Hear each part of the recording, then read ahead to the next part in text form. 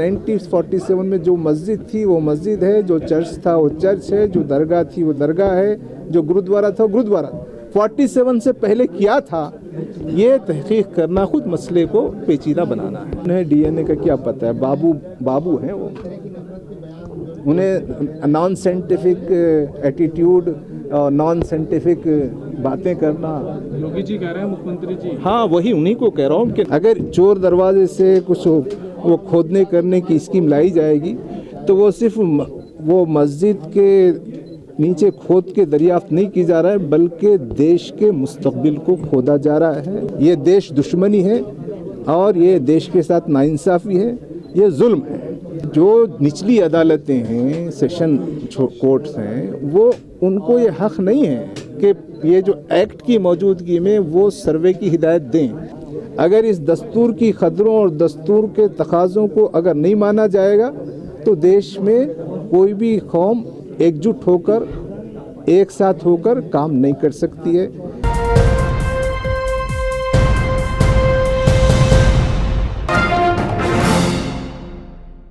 भाई देखिए, देश में ये जो मसला पैदा किया गया है, ये मसला पैदा हुआ है प्लेसेस ऑफ वर्शिप एक्ट 1991।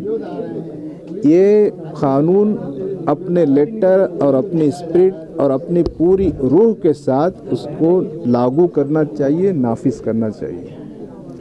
अगर ये लागू नहीं होगा और उसमें कुछ गुंजाइशें दी जाएंगी तो जो बातें आज संभल में हुई, बदायूं में हो रही है, कल कोई जौनपुर की बात कर रहा है, कोई आगरा की बात कर रहा है, कोई ज्ञानवापी की बात कर रहा है, कोई दिल्ली की जामा मस्जिद की बात कर रहा है, कोई अजमेर की बात कर रहा है।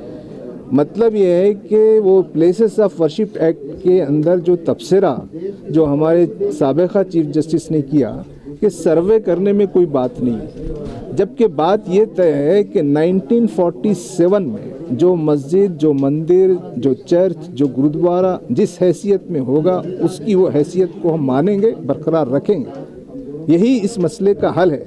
अगर चोर दरवाजे से कुछ वो खोदने करने की स्कीम लाई जाएगी तो वो सिर्फ वो मस्जिद के नीचे खोद के दरियाफ्त नहीं की जा रहा है, बल्कि देश के मुस्तकबिल को खोदा जा रहा है, देश की कौमी एकजहती को खोदा जा रहा है, देश की फ़िरक़ावाराना हम-आहंगी को खोदा जा रहा है और यहाँ जो कुछ भारत की जो सभ्यता है उसको ख़त्म किया जा रहा है। ये देश दुश्मनी है और ये देश के साथ नाइंसाफ़ी है, ये जुल्म है। तो उसका हल एक ही है, वो हल ये है कि हमको जो दस्तूर है वो दस्तूर जोड़े रखे।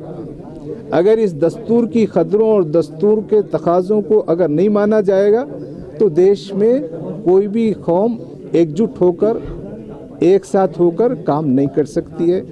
तो जो लोग भी ऐसा काम कर रहे हैं वो देश के साथ दोस्ती नहीं कर रहे हैं, वो लोग देश के साथ और देश के शहरियों के साथ दुश्मनी कर रहे हैं। बार बार पिटीशन दाखिल की जा रही है, कहा जा रहा है मंदिर है और उसके बाद सर्वे हो जाता है मंदिर को लेकर। नहीं, यही तो जो निचली अदालतें हैं, सेशन कोर्ट्स हैं, वो उनको ये हक़ नहीं है कि ये जो एक्ट की मौजूदगी में वो सर्वे की हिदायत दें।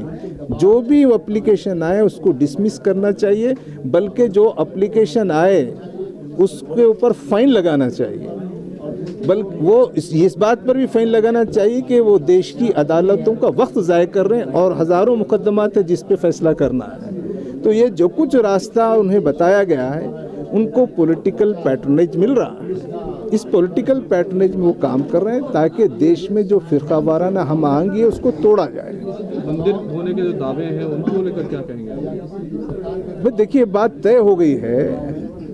तारीख़ में यहाँ जो राजा, महाराजा, सुल्तान, बादशाह लोग रहे उनके सब कारनामे उनके दौर के। अब हमारा मुल्क जो जन्म लिया है वो 1947 से है। 1947 में रहने की वजह से ये बात माना जाएगा कि 1947 में जो मस्जिद थी वो मस्जिद है, जो चर्च था वो चर्च है, जो दरगाह थी वो दरगाह है, जो गुरुद्वारा था वो गुरुद्वारा। 47 से पहले क्या था ये तहकीक करना खुद मसले को पेचीदा बनाना है। सर, सीएम योगी आदित्यनाथ ने कहा है कि संभल की घटना और बांग्लादेश की घटना के अंदर जितने भी लोग शामिल थे, दोनों का डीएनए सेम है, एक ही है। असल में उन्हें डीएनए का क्या पता है, बाबू हैं वो, उन्हें नॉन साइंटिफिक एटीट्यूड और नॉन साइंटिफिक बातें करना। योगी जी कह रहे हैं, मुख्यमंत्री जी। हाँ, वही उन्हीं को कह रहा हूँ कि non scientific attitude, non scientific temperament, non scientific language, non scientific governance, तो उनके बारे में क्या कह रहे हैं। देश के अंदर सर इस्लामोफोबिया जिस तरह से चल रहा है, तुल पकड़ा हुआ है, इसे लेकर आपका जो संगठन है जमाते, हम चाहते हैं इसका हल एक ही है कि हम यहाँ जो गैर मुस्लिम समाज है उनके साथ मोहब्बत के, अखलाक के, खिदमत के, अच्छे ताल्लुकात के रिश्ते कायम करना चाहते हैं। हम समझते हैं कि देश में जो गैर मुस्लिम हैं सब लोग कम्युनल नहीं हैं। आज भी देश में जो गैर मुस्लिम हैं उसमें इंसाफ पसंद लोग हैं, लेकिन जो हुक्मरान बने हुए हैं उनके बारे में हमारी राय ये है कि ये लोग देश के दस्तूर की बुनियादी खतरों को नहीं मानते। लेकिन हिंदू पक्ष के लोग सर कह रहे हैं कि 5000 से ज़्यादा मंदिर है, दे देना चाहिए, झगड़ा ही खत्म हो जाएगा। कौन, हम, ये देश अब किसका है, यानी कौन देगा, किसको देगा।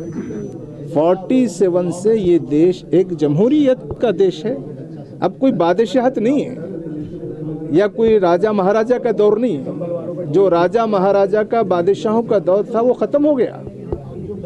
अब राजा महाराजा के, बादशाहों के दौर की बातें, वो दौर पढ़ने के लिए है, सबक हासिल करने के लिए है, लेकिन उस दौर में क्या हुआ था, तो अब यह दौर कोई राजा महाराजा का दौर है कि वो महाराजा महाराजा ने, बादशाहों ने गलत किया तो उसका इंतकाम हम आज के बादशाह लेंगे। तो ये दरअसल ये है कि ये देश क्या है, क्या अब हम जो देश में रह रहे हैं ये देश यहाँ के अवाम का देश है, तो अवाम यहाँ हिंदू भी हैं, अवाम मुसलमान भी हैं। संभल में 5 बच्चे शहीद हो गए, जी उसके बाद बुलडोजर भी रुका हुआ था, फिर बुलडोजर भी चलने लगा। तो हम तो यही कह रहे हैं कि जो देश में जो गवर्नेंस में है और जो जुडिशियरी है वो लोगों के हुकूक का प्रोटेक्शन करने में नाकाम है। तो जब तक देश में जो गवर्नेंस में है और जो जुडिशियरी में है, जो ब्यूरोक्रेसी में है, वो कानून को पर अमल नहीं करेंगे, वो किसी भी शहरी का, आज मुसलमान शहरियों के हुकूक ख़राब हो रहे हैं, लेकिन किसी भी शहरी के हुकूक के लिए ये जो तानाशाही, जो डिक्टेटरशिप, जो नॉन डेमोक्रेटिक जो एटीट्यूड है, ये एक बड़ा मसला है। सुप्रीम कोर्ट ने तो गाइडलाइन भी दी थी बुलडोजर के लिए। मैं यही कह रहा हूँ, मैं सुप्रीम कोर्ट भाई देश के दस्तूर को मानने तैयार नहीं। तो आज की देश की जो सबसे बड़ी मुसीबत है कि जो हमारी सेंट्रल गवर्नमेंट है और उनकी हमनवा जो स्टेट गवर्नमेंट्स हैं वो देश के दस्तूर की जो कॉन्स्टिट्यूशनल वैल्यूज से उस पर ईमान नहीं रखती है, उसको सही नहीं मानती। ये मसला है।